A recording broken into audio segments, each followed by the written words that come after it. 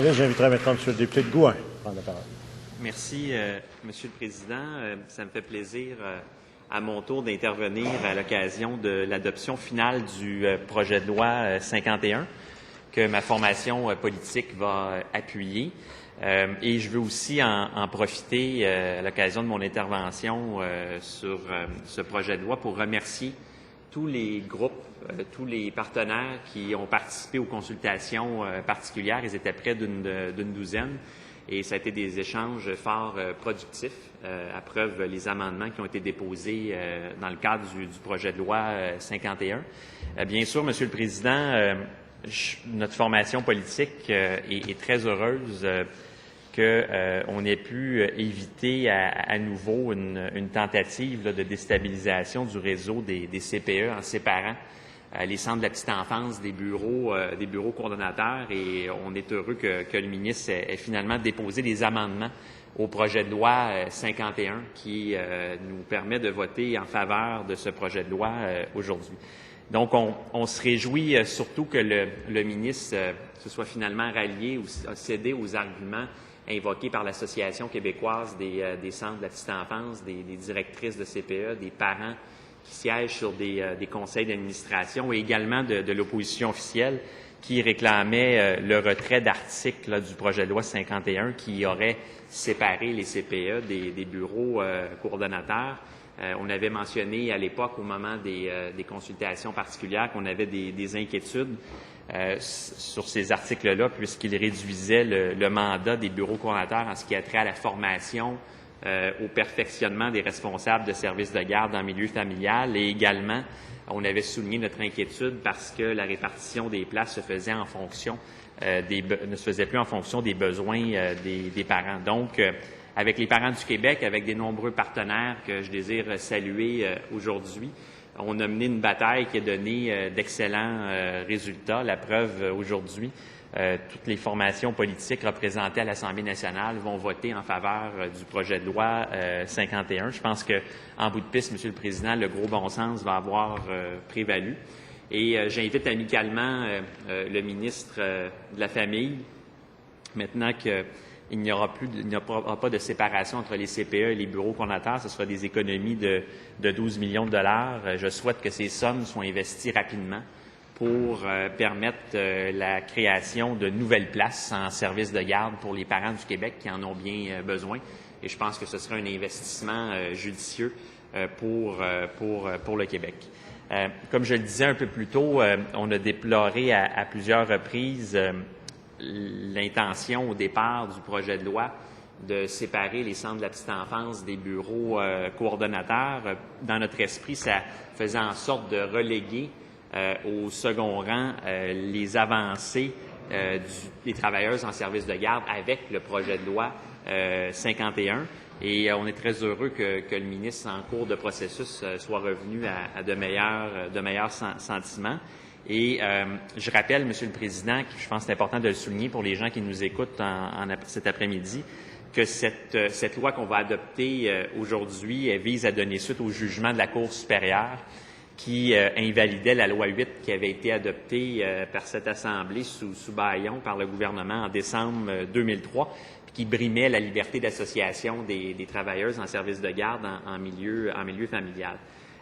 Donc, nous, on se réjouit que suite au recul du ministre en ce qui concerne le retrait des CPE, bureaux coordonnateurs, on a pu revenir à l'essence même du projet de loi, qui est de permettre aux responsables de services de garde en milieu familial d'avoir accès à un régime de négociation et d'avoir accès également à un droit d'association, ce qui est une excellente nouvelle.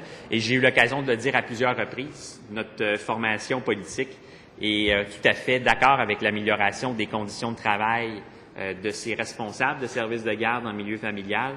Et je le dis que j'ai beaucoup d'admiration, tout comme mes collègues, pour ces femmes qui œuvrent comme responsables des services de garde en milieu familial, puis qui contribuent à la socialisation puis au développement de nos enfants. Et je sais qu'il y en a sans doute quelques-unes qui nous écoutent cet après-midi. Et je pense que c'est un moment qui est important pour elles, pour ces travailleuses-là qui luttent depuis des années pour qu'on leur reconnaisse le droit d'association, le droit dans un régime de négociation, le droit aussi d'améliorer leurs conditions de travail. Ça a été une lutte de longue haleine. Ça a été une lutte de longue haleine aussi pour des centrales syndicales comme la CSQ, pour la CSN. Je pense que c'est un moment important pour eux aujourd'hui et je vais en profiter pour leur rendre hommage pour le travail qu'ils ont fait dans ce dossier-là et pour leur participation aux consultations. Rendre hommage aussi à tous ceux qui ont participé aux consultations particulières, particulièrement à l'Association québécoise des centres de la petite enfance, aux directrices de CPE qui, partout à travers le Québec, croient au lien entre les centres de la petite enfance et le milieu familial, à ces parents qui siègent aussi bénévolement sur les conseils d'administration des CPE, bureaux coordonnateurs. Je veux aussi souligner que je pense que de ce côté-ci de la Chambre, on est très fiers du travail que nous avons accompli dans le cadre de l'étude de ce projet de loi-là. On a fait un travail qui est sérieux, qui est rigoureux. Et je veux profiter de l'occasion pour saluer mes collègues qui m'ont accompagné tout au long de ces travaux. Je pense notamment à la députée de Marguerite-Diouville, au député de Vachon, au député de Gros et à la députée d'Hochelaga-Maisonneuve. Je me permets aussi de remercier ma recherchiste Sylvie Pigeon, l'équipe du leader qui a travaillé étroitement aussi avec moi. Je tiens à les remercier. Et également remercier le ministre. On a eu l'occasion de collaborer ensemble dans le cadre des travaux. On a eu des échanges et des différends, mais à la fin, tous les deux allons appuyer ce projet de loi. Donc, je salue sa contribution aujourd'hui.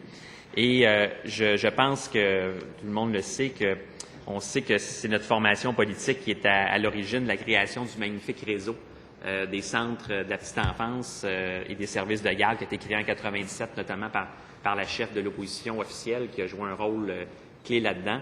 On sait que l'effet de cette politique-là, innovatrice et audacieuse, est absolument extraordinaire pour nos enfants, pour les familles du Québec, et que nous croyons, notre formation politique, qu'on doit avoir une approche intégrée au niveau des services de garde éducatifs.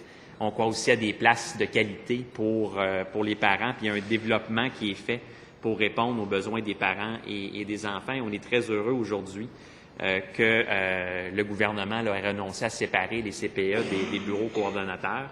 Et on est aussi heureux pour ce moment fort important dans la vie des travailleuses en service de garde et des responsables en service de garde qui obtiennent enfin un droit d'association, un nouveau régime de négociation qui va leur permettre d'améliorer leurs conditions de travail. Je pense qu'on peut se réjouir pour ces 15 000 femmes aujourd'hui. C'est un beau moment de notre vie parlementaire et ça va nous faire grand plaisir d'appuyer ce projet de loi. Et en terminant, j'en profite pour souhaiter une belle période estivale à l'ensemble des parlementaires, aux citoyens de la circonscription de Gouin, des gens de Rosemont et de la petite patrie. Je leur souhaite une belle période de vacances cet été et aussi une bonne fête nationale. Et je souhaite aussi au ministre de la Famille, on a eu l'occasion de passer beaucoup de temps ensemble au cours des dernières semaines. Je lui souhaite une belle période estivale avec sa famille cet été. Alors, je vous remercie. Je vous remercie, M. le député de Gouin.